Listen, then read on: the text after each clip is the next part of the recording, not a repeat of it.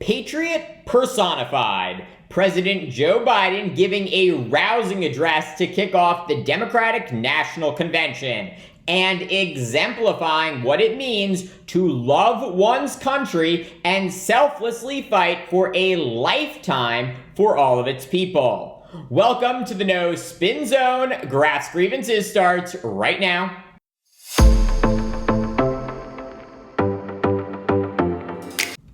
It is impossible to overstate the character of President Joe Biden. A little more than 3 weeks ago, his party pushed him out the window, practically forcing him to end his re-election campaign after he not only defeated one of the greatest threats to the United States since the Civil War, but also racked up a historic number of victories for the American people.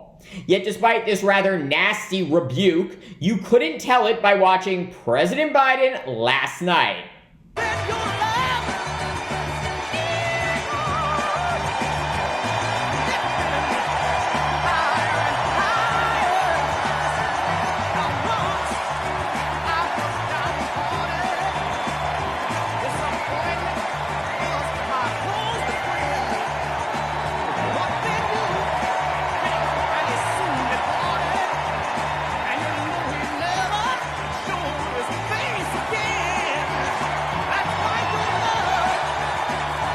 That was just some of the more than 4 minutes of applause President Biden received after he was introduced by his daughter last night at the DNC. The president went on to say this. And all this talk about how I'm angry at all those people who said I should step down. That's not true.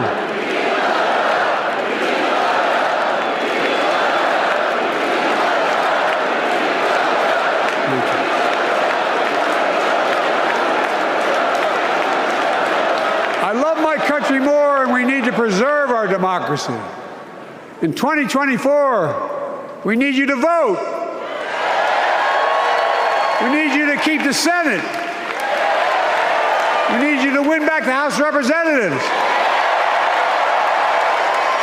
And above all, we need you to beat Donald Trump.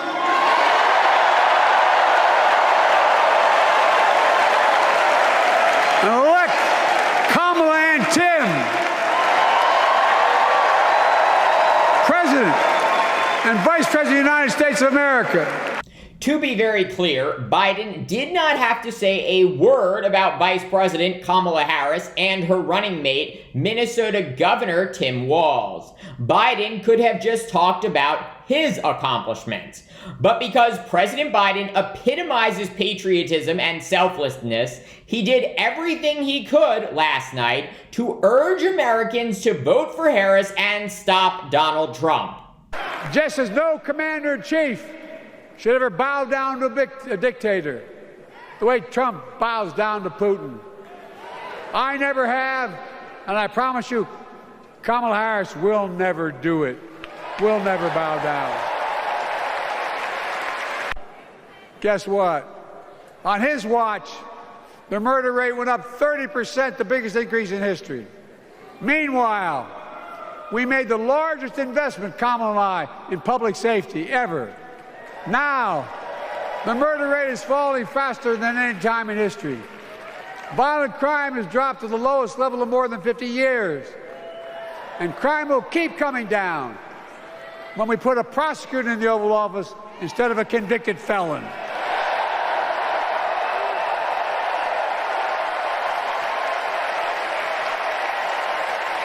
Selecting Kamala was the very first decision I made when I became our nominee. And it was the best decision I made my whole career.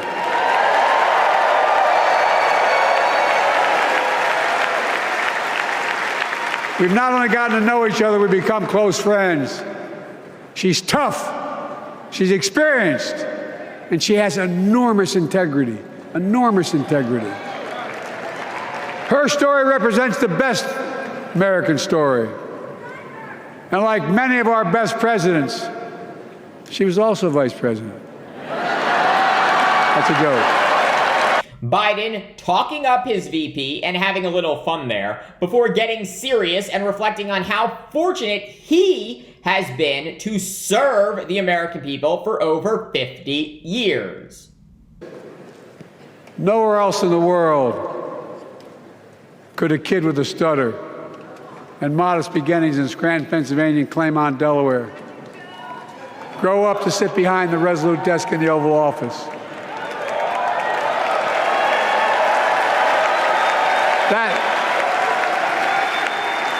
That's because America is and always has been a nation of possibilities. Possibilities. We must never lose that. Never. Kamala and Tim understand that this nation must continue to be a place of possibilities, not just for the few of us, but for all of us. So join me in promising your whole heart to this effort, and where my heart will be. I promise I'll be the best volunteer Harris and Walsh has Cam ever seen.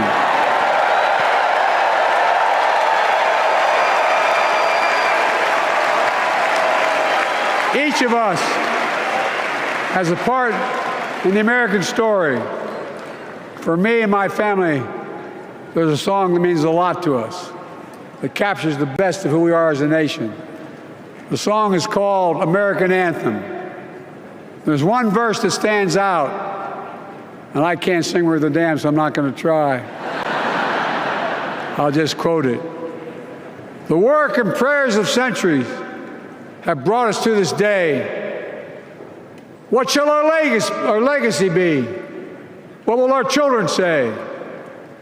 Let me know in my heart, when my days are through, America, America, I gave my best to you.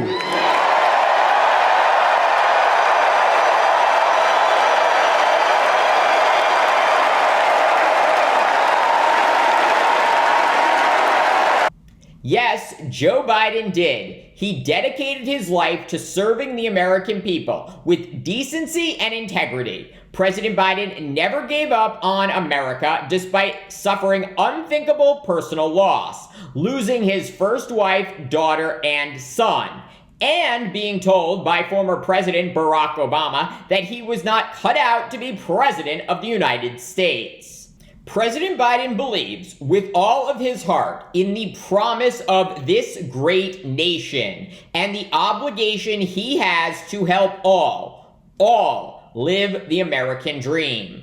I am so proud to call President Biden my president. I am so proud that he is the man who defeated Donald Trump.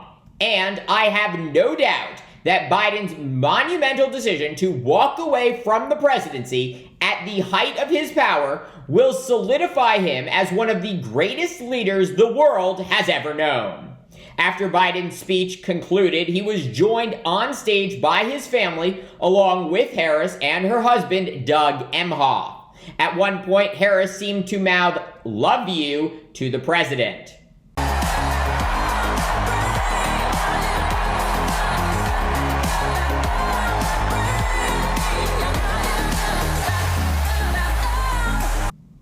And just like that, the torch has been passed.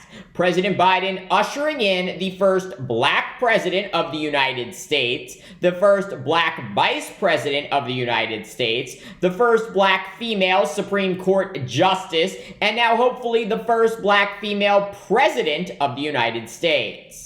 While it is very unfortunate that the DNC did not let Biden start speaking before 11:30 p.m. Eastern, talk about one final insult before kicking him out the door, Biden was preceded by not only his wife, First Lady Dr. Jill Biden, and his daughter Ashley Biden, but former Secretary of State and the first female Democratic presidential nominee, Hillary Clinton.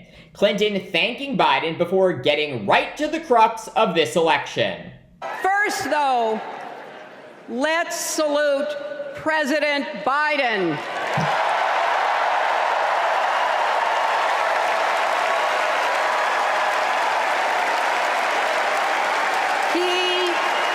He has been democracy's champion at home and abroad. He brought dignity, decency, and competence back to the White House. Kamala locked up murderers and drug traffickers. She will never rest in defense of our freedom and safety. Donald Trump fell asleep at his own trial, and when he woke up, he made his own kind of history, the first person to run for president with 34 felony convictions.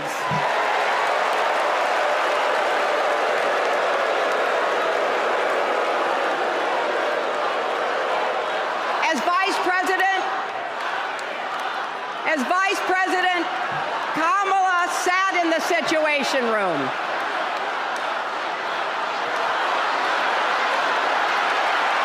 Clinton seeming to enjoy the crowd chanting "lock him up," a phrase Trump has been wielding against her for the better part of the past 8 years. Clinton also reminding Americans that while Trump will never stop lying, the law will and is catching up to him. So it is no surprise, is it, that he is lying about Kamala's record? He's mocking her name and her laugh. Sounds familiar. But we have him on the run now.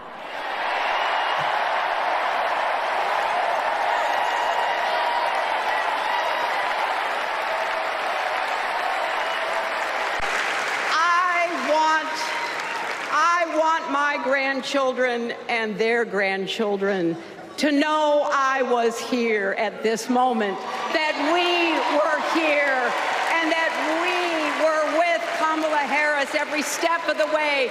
This is our time, America. This is when we stand up. This is when we break through. The future is here. It's in our grasp. Let's go win it. Clinton eloquently putting all her might behind Harris after she, just 8 years ago, failed to smash the highest and hardest glass ceiling in politics. Like President Biden, from that speech, you can see that Hillary Clinton is not involved in politics to only further herself. She spent decades of her life serving the American people because she wanted to be on the front lines of fighting to help all Americans achieve their dreams.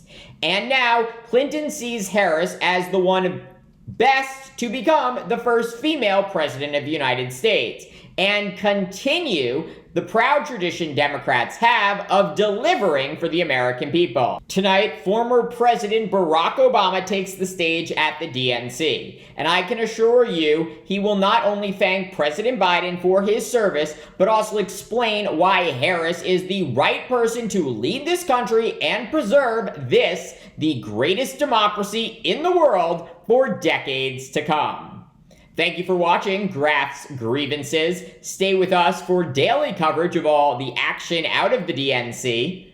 Let me know what you think. Please like, subscribe, share, and join me tomorrow for more.